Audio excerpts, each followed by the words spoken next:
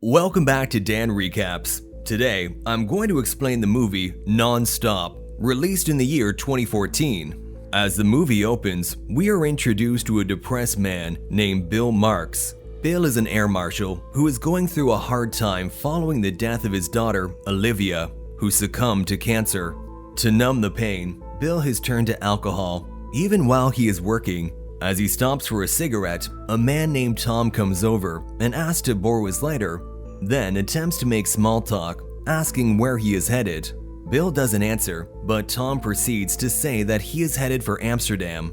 Bill continuously looks around, trying to ensure the safety of everyone on the flight. Soon after, we spot Bill in the restroom, where he meets a fellow air marshal named Jack Hammond. He later spots a kid named Becca, who is traveling alone, and notices that she accidentally left her doll behind. Becca is escorted to the plane, where she meets a friendly flight attendant named Nancy. Becca is hesitant to board, but when Bill turns up with her doll, she's happy and gladly boards the plane. The passengers settle on the plane, and a guy named Zach sits next to Bill. A lady named Jen approaches Zach and asks him to swap seats with her so she can sit next to the window, and he agrees. Nancy is glad to see her fellow flight attendant Gwen on board, as this will lighten her workload. As the pilots, Captain David and Kyle Rice, carry out the cross-checks, Bill receives a text from his bosses and assures them that all is well so far. As a marshal, Bill must hide his identity and act as a regular passenger to avoid raising any alarm. Bill pretends to have a fear of flying and binds a ribbon to his hand that his daughter had given him. After a bumpy takeoff, the plane stabilizes and Jen asks about Bill's daughter, which he lies about, saying she is 17. When Bill asks about her job, she deflects the question, saying she needs some sleep. The plane is now high above the clouds and Bill heads to the restroom for a cigarette. When he gets back to his seat, Bill receives a text message from an unknown number, identifying himself as one of the passengers aboard the plane. The person comments on his smoking in the bathroom, and Bill looks around to identify who the person is, but doesn't see any suspicious activity. He stands up to get a wider view while Jen is seen peeping at him. He then moves on to the next cabin, but still doesn't find anything suspicious. The mystery passenger tells Bill to set his timer for 20 minutes, saying that when the timer runs out, they will kill someone on the plane. He tries again to see the person, but still can't. The person then proceeds to ask for $150 million and sends him the account number. Bill moves past Jack, signaling they need to meet, and a guy named Riley seems really focused as Jack follows Bill. Bill thinks Jack sent the messages and tells him to knock it off, but Jack denies it was him and offers Bill his phone to check. Bill explains everything to him, but Jack isn't convinced that someone can kill a person and get away with it on a plane. Bill then asks him to watch the main cabin as he heads for the cockpit to alert the captain on the issue. The captain reveals they are in the middle of the Atlantic Ocean, meaning an emergency landing is not an option. He asks the captain to have the account number tracked and to switch off the network to prevent the hijacker from checking if the transfer has been made. Since the plane has CCTV cameras, he decides to check them with Nancy, but later calls for Jen's help too, since there are a lot of cameras. He gives them pens and asks them to mark off people using their phones while he tries to get the hijacker to text him again. As he texts with the mystery person, Nancy and Jen mark off several people using their phones. Not long after, Bill receives a call from a guy on the ground named Marinick from the TSA, the company Bill works for. Meanwhile, Jen notices that Jack has been using his phone continuously, but Bill brushes it off, saying it couldn't be him. Marinick overhears this and suggests jumping to conclusion is not wise in this situation. The hijacker proceeds to ask about Bill's daughter, making him doubt Jack's innocence.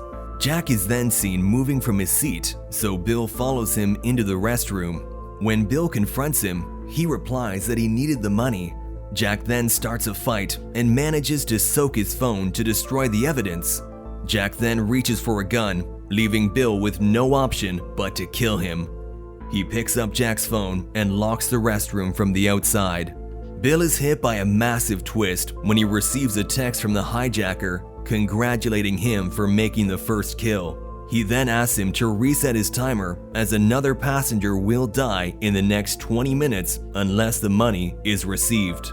He heads for the cockpit, but to his disbelief, the captain informs him that the account number the hijacker provided is Bill's himself.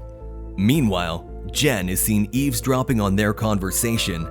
The captain asks if anything has happened in 20 minutes, but Bill fails to disclose that he had killed Jack. The TSA has ordered the confiscation of Bill's badge and gun, leaving the captain no option but to take them away from Bill. Jen helps Bill fix Jack's phone, and they discover that the person had kept Jack occupied to frame him. The person also mentioned a briefcase that was in Jack's possession, which Bill fetches. He finds the key in Jack's pocket and opens it. In it, he finds cocaine, which explains Jack's plea for mercy as he needs money. He had thought Bill had found his cocaine.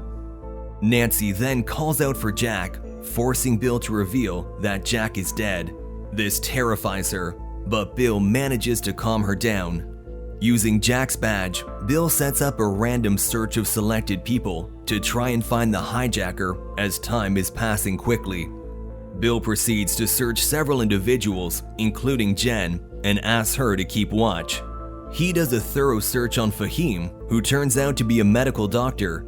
He then moves on to Charles, who is an attorney, and later to Riley, who introduces himself as a cop. Not long after, he receives a text from the hijacker asking him to stop playing games. He then spots Tom, who he had run into while smoking before the flight and had stated he was headed for Amsterdam. Bill grabs him and drags him into the aisle. Just then, Bill receives a call from Marinick, who relieves him of his duty and confirms Tom's identity as a schoolteacher. Bill is not convinced, however, and proceeds to interrogate Tom, who discloses that he was paid to ask Bill's destination. Bill drags him around, telling him to identify who paid him. Tom spots a man in glasses, and Bill drags him over as they stumble on other passengers as they pass. Unfortunately, although he looks similar, it's not him, and Bill proceeds to bind Tom. Checking his watch, Bill realizes there are only 49 seconds left until the next death. He draws his gun and remains alert.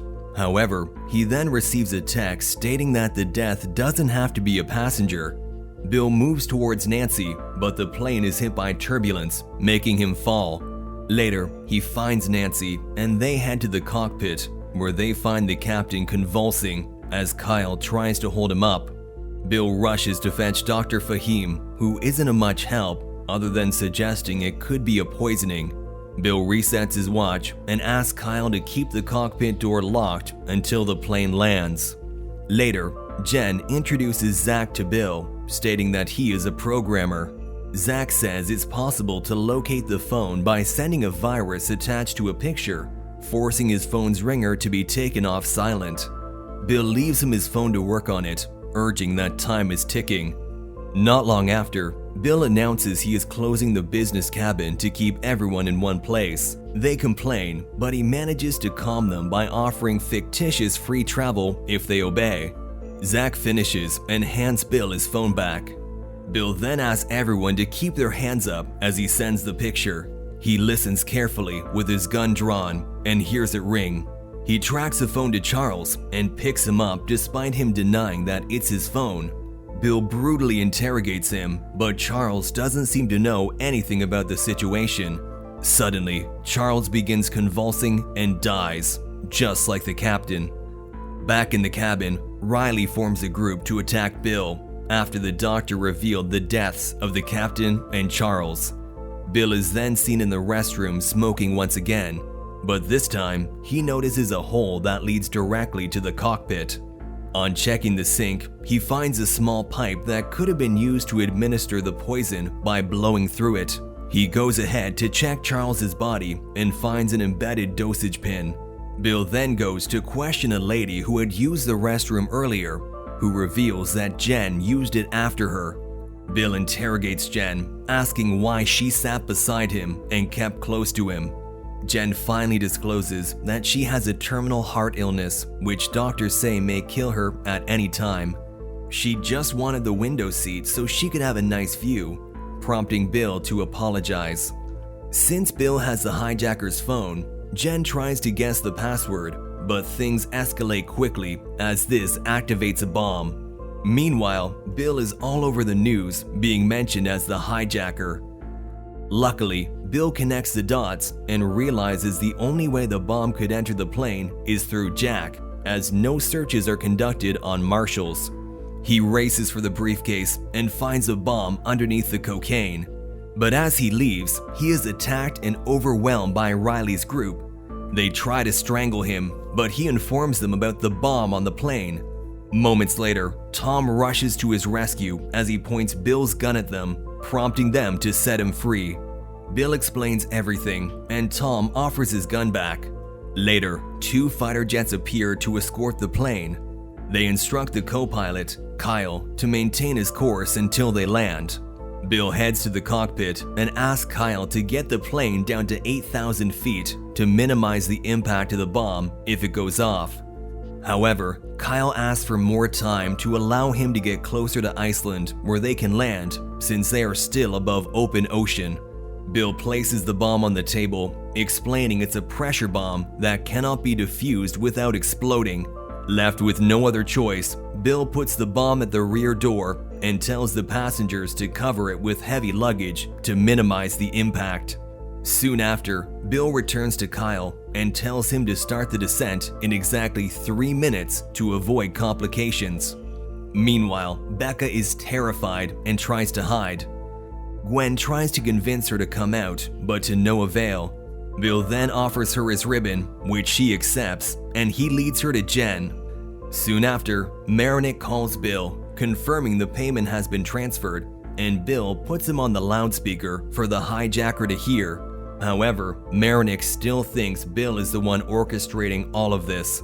He then mentions a video spreading online showing Bill dragging Tom around, which had been uploaded by one of the passengers. Bill spots the person who posted the video and picks up his phone. This makes Tom nervous. In the video, Bill notices Tom placing the phone in Charles's pocket as he ran into him earlier. Tom then reaches for Riley's gun, holding him hostage, and tries shooting him, but luckily, the gun is not loaded. Riley manages to hit Tom and grabs the gun as Bill directs him to his seat to fetch the ammo. He searches for it, but Zach already has it and they break into a fight. Zach manages to get the gun, load it, and shoot Riley. The shot distracts Bill, giving Tom a chance to grab Bill's gun and hold him hostage too. Meanwhile, Kyle asks for permission to descend, but is denied by the jet fighters. Tom and Zach officially take over the plane. Tom explains how security is a scam and states that no one is safe anywhere. They plan to jump out once the plane descends, but Bill convinces Zach that won't be happening since the pilot has been denied permission to land. Bill asks him to disarm the bomb to save himself, but Tom shoots Zach. At that very moment, Kyle goes to make the descent regardless of his orders. Tom still taunts him, but when the plane levels up after getting to 8,000 feet, Bill finally has a chance to eliminate Tom. Meanwhile, Zach is still alive and attacks Bill, but Bill notices that time has run out and quickly moves away, leaving Zach to be blown up along with the bomb. In the distance, we see a runway that Kyle struggles to reach as one of the engines explodes. He manages to dump the excess fuel and brings it down for a rough landing. Becca almost falls off the plane, but Bill and Jen manage to hold her firmly. Finally, the plane comes to a stop and everyone else is safe. Becca returns Bill's ribbon, not needing it anymore, and the movie ends with something developing between Bill and Jen. That was all from the video. Subscribe for more content like this and leave a like to help the channel out. Also, leave a comment if you want us to recap your favorite movie. Take care.